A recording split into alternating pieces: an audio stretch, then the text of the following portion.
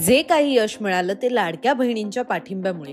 फडणवीसांना, शिंदेंना, पवारांना लाडक्या बहिणींनी डोक्यावर उचलून घेतलं। लाडक्या बहिणी घरातून बाहेर पडल्या, मतदान केलं, त्यामुळे मतदानाचा टक्का वाढला आणि महायुतीला पुन्हा एकदा सरकार स्थापन करण्याचं बळ मिळालं। अशा वेगवेगळ्या प्रतिक्रिया 23 नोव्हेंबरला सकाळपासूनच समोर यायला लागल्यात। खरं तर महाराष्ट्र विधानसभा निवडणुकीचा निकाल 23 नोव्हेंबरला सकाळी पुढे येण्यास सुरुवात झाली आणि सुरुवातीपासूनच जो प्राथमिक कल होता तो महायुतीला बळ देणारा ठरला आणि सरतेशेवटी जेव्हा 12 वाजता रात्री संपूर्ण निकाल समोर आला तेव्हा सुद्धा राज्यात महायुती ही 288 पैकी 236 ठिकाणी विजयी होत राज्यातील सर्वात मोठी आघाडी ठरली।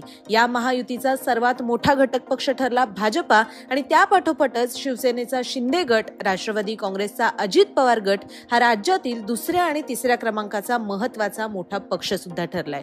महायुतीला मिळालेल्या याच बळाच्या आधारावरती महाराष्ट्र विधानसभा निवडणुकीतील निकालासह आता उद्या म्हणजेच 25 नोव्हेंबरला राज्यात नवं सरकार स्थापन करण्यासाठीचा शपथविधी सोहळा पार पडेल अशी शक्यता वर्तवण्यात येते। आणि दरम्यान या सगळ्या चर्चांमध्ये लाडक्या बहिणींच्या मनामध्ये एक कुतूहलाचा प्रश्न निर्माण झालाय आणि तो म्हणजे लाडकी बहीण योजनेचा पुढचा हप्ता कधी येणार। मुख्यमंत्री एकनाथ शिंदे यांनी दिलेली माहिती आपण या व्हिडिओच्या माध्यमातून जाणून घेणार आहोत। नमस्कार, आपण पाहत आहात लोकसत्ता लाईव्ह। राज्याच्या विधानसभा निवडणुकीत गेम चेंजर ठरलेल्या लाडकी बहीण योजनेला जुलै 2024 मध्ये अर्थमंत्री तथा उपमुख्यमंत्री अजित पवार यांनी विधानसभेच्या पावसाळी अधिवेशनात अंमलात आणलं। या योजनेचे आतापर्यंतचे 5 हप्ते पात्र महिलांच्या खात्यामध्ये जमा झालेत। आता पुढचा हप्ता कधी येणार याची प्रतीक्षा महिलांना लागली आहे। जुलै 2024 पासून मुख्यमंत्री माझी लाडकी बहीण योजना राज्यात कार्यान्वित आहे। 15 ऑक्टोबर पर्यंत या योजनेसाठी अर्ज करण्याकरता मुदत देण्यात आली होती। या योजनेनंतर आतापर्यंत 2,40,00,000 महिला पात्र ठरल्या आहेत आणि त्यातील 2,20,000 महिलांच्या खात्यात आतापर्यंत पैसे जमा झालेले आहेत। रक्षाबंधनाच्या पार्श्वभूमीवर जुलै आणि ऑगस्ट महिन्याचा पहिला आणि दुसरा हप्ता पात्र महिलांच्या खात्यामध्ये जमा करण्यात आला होता। त्यानंतर सप्टेंबर महिन्यातील हप्ताही काहीच दिवसांच्या फरकाने महिलांच्या खात्यात जमा होऊ लागला।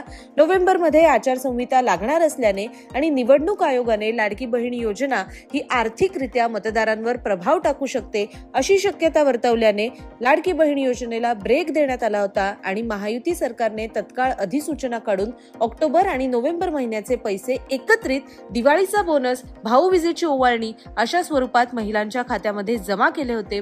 त्यामुळे आतापर्यंत 5 हप्त्यांचे म्हणजे साधारण 7,500 रुपये लाडक्या बहिणींच्या खात्यामध्ये जमा झालेत। निवडणुकीच्या आचारसंहितेच्या काळात थेट आर्थिक लाभ देणाऱ्या योजनांचा निधी निवडणूक आयोगाने रोखला होता आणि त्यामुळे ही योजना बंद झाली अशी चर्चा विरोधकांनी सुरू केली होती। परंतु निवडणूक झाल्यानंतर महिलांना पैसे देण्यात येणार असं आश्वासन मुख्यमंत्री एकनाथ शिंदे यांनी दिलं होतं।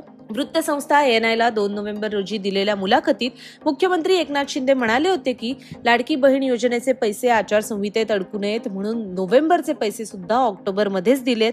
20 नोव्हेंबरला मतदान आहे, 23 ला निकाल आहे, त्यामुळे डिसेंबरचे पैसे नोव्हेंबर मध्येच येणार आहेत, कारण आमची नियत स्वच्छ आहे, आम्ही देणाऱ्यातले आहोत, घेणाऱ्यातले नाही। दरम्यान डिसेंबरचे पैसे नोव्हेंबर मध्येच देऊ असं आश्वासन एकनाथ शिंदे यांनी दिलं होतं। त्यामुळे आता निवडणुकीचा निकाल लागल्यानंतर पात्र महिलांना डिसेंबरच्या हप्त्याची प्रतीक्षा आहे। आता ही योजना सरकारसाठी गेम चेंजर ठरली आहे, त्यामुळे मतदानाच्या टक्केवारीतही वाढ झाली आहे। महिला मतदारांनी मोठ्या प्रमाणात मतदान केल्याने महायुतीला फायदा सुद्धा झालेला आहे। त्यामुळे आता मुख्यमंत्री एकनाथ शिंदे यांनी प्रचार सभांमध्ये दिलेल्या आश्वासनानुसार मुख्यमंत्री माझी लाडकी बहीण योजनेचे पैसे वाढणार का असा प्रश्न सुद्धा महिला वर्गाकडून विचारला जातोय। सत्तेत आल्यास लाडक्या बहिणींना पैसे 1,500 नाही तर 2,100 रुपये देऊ असं आश्वासन देण्यात आलं होतं आणि आता नवा हप्ता जो येणार आहे त्यामध्ये जुन्या योजनेप्रमाणे 1,500 रुपये येणार का वाढीव रकमेनुसार 2,100 रुपये मिळणार हाही प्रश्न विचारला जातोय। अर्थातच उद्या जेव्हा शपथविधी सोहळा पार पडेल, राज्याचा नवा मुख्यमंत्री कोण हे स्पष्ट होईल आणि त्यानंतर हळूहळू महायुतीचं सरकार स्थापन होईल, गाडी रुळावर आली आणि लाडक्या बहिणींचे पैसे खात्यामध्ये येऊ लागले की नक्की किती रक्कम येणार हे आपल्यालाही स्पष्ट होईलच। लाडकी बहीण योजनेमुळे महायुतीला मिळालेल्या पाठबळाबद्दल आपली प्रतिक्रिया आम्हाला कमेंटमध्ये कळवायला विसरू नका।